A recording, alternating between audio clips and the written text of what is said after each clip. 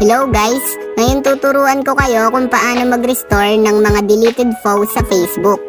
Una, pumunta ng Facebook app. Then, ayan, nandito na tayo sa Facebook app. Then, next step is, pumunta tayo ng profile natin. Ayan, kung makikita nyo yung bilog sa left side. Ayan, nandito na tayo sa profile natin. Then, ayan, kapag nandito na tayo, makikita nyo yung 3 dots. Pindutin nyo lang sa katabi ng edit profile.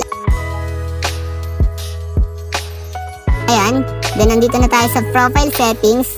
Kapag nandito na tayo, mababasa nyo naman yung archive. Pindutin nyo lang. Then, ayan, nandito na tayo sa archive. Then, kasunod naman ito, mababasa nyo yung trash.